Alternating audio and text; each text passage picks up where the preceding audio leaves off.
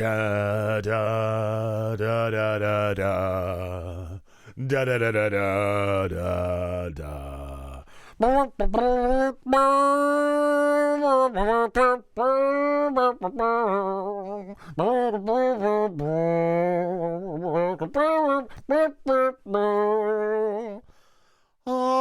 sailing hard, oh, say oh. Those are my best funeral song impressions. The series is over. The series is done. I'll give anyone 20-1 odds if the Warriors win the series. It's over. It's done. And to think it'd be two, I can't keep my feet under me injuries that did the Warriors in. I mean, Curry's obviously playing amazing, but you can tell it's still fucking, his ass hurts. It was Nay just 3 weeks ago that he fell on his ass, couldn't keep his legs underneath him, and just thud, tailbone. And then it happens again to Jimmy Butler. I don't know if I've seen that injury all season long with any NBA players. Like a true fall out of the sky from shoulder level, all no bracing, thump on the hardwood floor from any players in the NBA this season. And it happened to Curry 3 weeks ago and Butler right now. And there's just no way he's coming back. There's no way. Hey, prove me wrong, Butler. Earn your piddly $50 million a year. But I mean, if, there's nothing they can do if it's, like a cracked rib or whatever, but of the fucking ass. So that it's done. It's over. It's over. Bravo, Amen Thompson, for swipe the leg, Johnny, for completely taking Butler's legs out from under him. So, the podcast is just, I'm just disappointed about that. So, screw that. I'm on to my side chick, my side piece, the Denver Nuggets, because they've got my main man, Jokic. They've got my other main man, Curry, not Curry, Murray. And, if you can't have Curry, let's go with a Curry Light, which is Murray. Kind of looks like Curry. Game modeled after Curry, obviously. Just modeled after Curry. I don't need to go through the fucking highlights or details of what Murray does. Just think of Curry, and that's Murray. But not as good.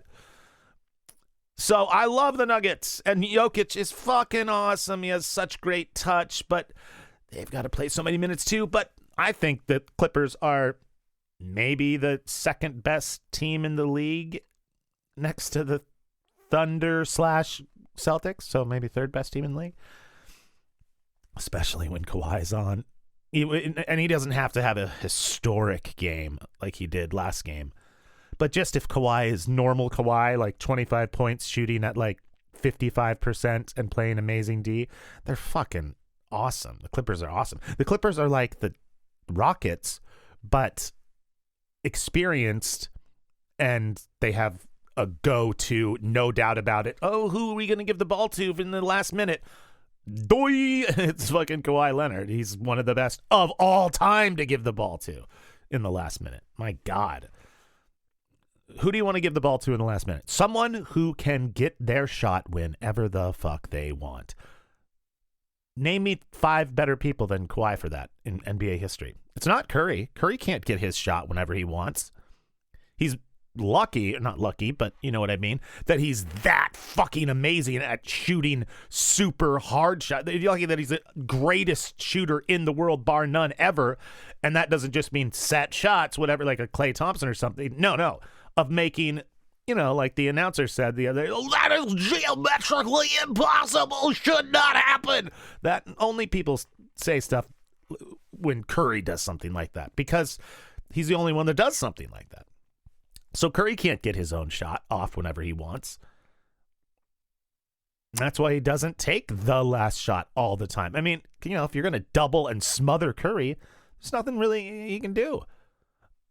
I guess that kind of goes true for anyone. If you're going to absolutely double and sell out and smother them, then no one can get their shot off. But let's just say, I'm just, absolute best defender in the world, 6 inches taller than the person who's getting their shot off. Well, just who can get their shot off on anyone? Jokic can. Kawhi Leonard can. Kevin Garnett could. What do all those the 3 people have in common? Tick tock, tick tock. They all had super high release points. And they're all 7-footers. So, but who's not a 7-footer and who can always get their shot off? Kawhi Leonard. And I guess, I mean, he has a high release point, but it's not super high. It's not like a Jokic or a Kevin Garnett or Dirk Nowitzki. It's not like those guys. He just has really long arms, I guess, and he just knows how to get to his spot and just get the ball off with a quick release. He just knows how to get his shot off, and it's when he's playing great, it's amazing to watch. And with Butler out, and even if Butler plays, even if he's coming back to the Warriors, and the Warriors have home court, I knew they weren't going to win this game anyways. It's so NBA playoffs are almost kind of predictable now. Like, if betting was legal in my home state on my phone, it's not even a question. I would have bet like $1,000 that the Warriors, just on money line, like just win-loss, not point spread, but fucking $2,000 that the Warriors would have lost this game.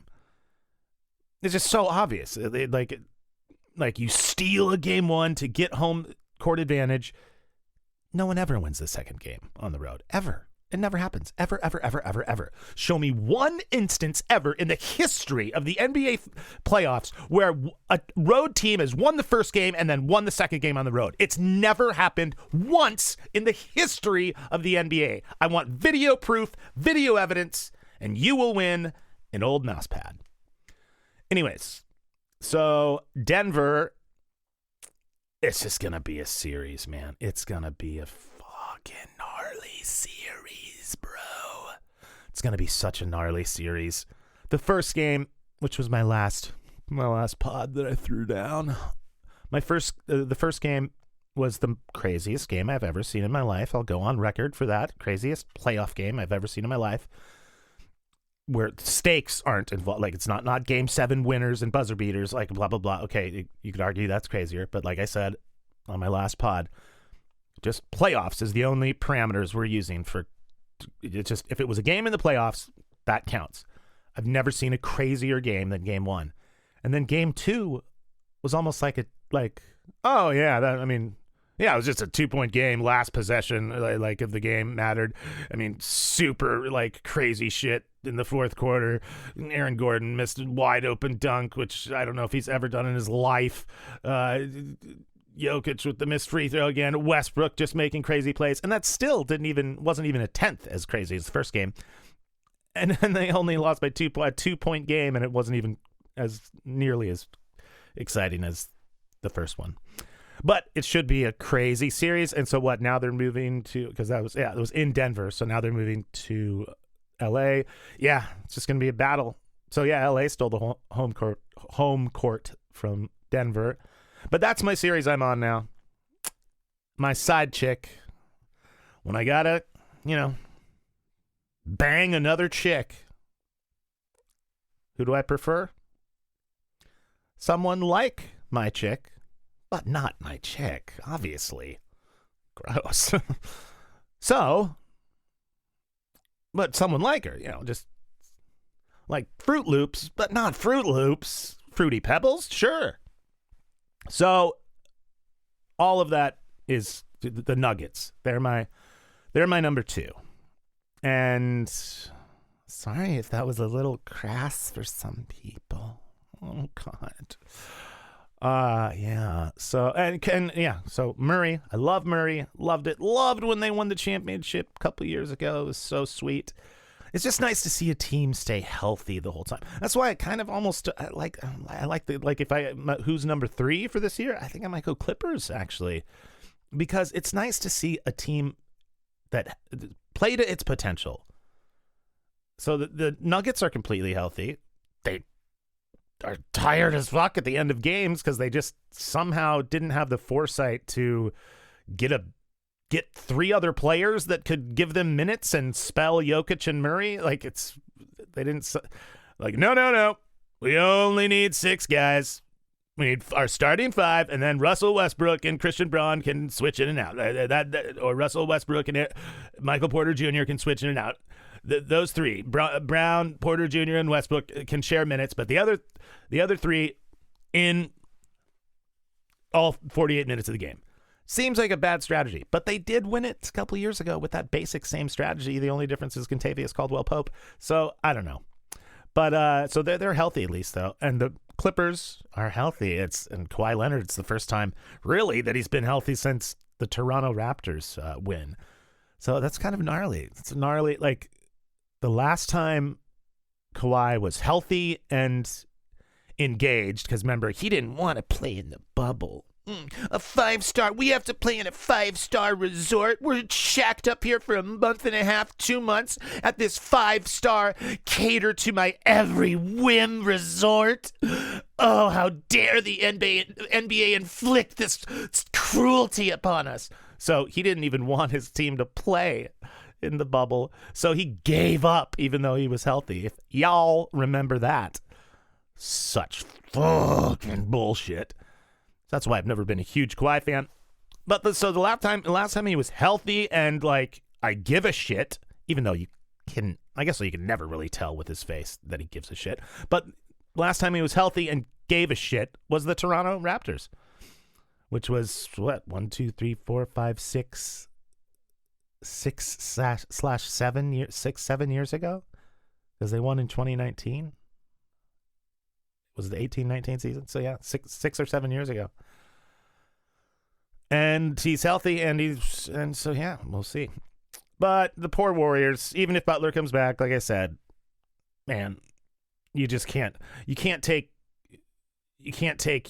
broken ribs or bruised ribs. Again, anyone who's had broken or bruised ribs, knows that there's no difference. It hurts just as bad. I've had cracked ribs and I've had bruised ribs. And a week later, you could tell me that I had 4 broken ribs or 1 bruised rib. I could not tell you the difference. It hurts just as bad. So a tailbone injury, even if he comes back in Golden State, he's going to be so fucking limited, bro. So limited. I mean, obviously, as always, we'll see. But this is over with. Again, if I had a phone with betting on it, I would. Although I'm sure the odds have switched heavily in Houston's favor. Man, I wish I could have bet, because the Warriors were so favored to win the series after the first game, and I just knew that the Warriors are too old, and everyone has to stay perfectly healthy for a minimum of around 20 games to win a championship, playing not back-to-backs, but even in the regular season, you'll get a back-to-back, but then you'll get a random 3 days off. Starting now, it's game off, meaning on, off, day on, day off, day on, day off, day on, day off. And, for the really decrepitly senior citizens of this league, like the 36, 37-year-olds, it's tough. And again, they only make $50-60 million bucks, so you can't expect them to have cardio trainers and constant be in constant physical perfection. You need like at least 70 million, 75 million for that. So I get it. Trust me, I get it. Totally get it. Anyways, Lakers, Wolves, if I had to predict that series, I'd say Lakers in 7. All the other series are, well, the Pistons won against the Knicks, but I'll go Knicks in 6. Pistons aren't winning that. All the rest are blowing everyone out. Everyone else is 2-0, I'm pretty sure.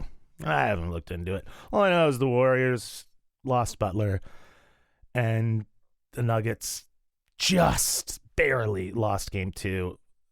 And it is going to be tough for them to. It's just Jokic has to play. Everyone has to play too many minutes. Too many minutes. There's just too many minutes. Not enough players. All right, y'all. I'll catch you on the next Calling It Like It Is podcast. Good night. Or morning.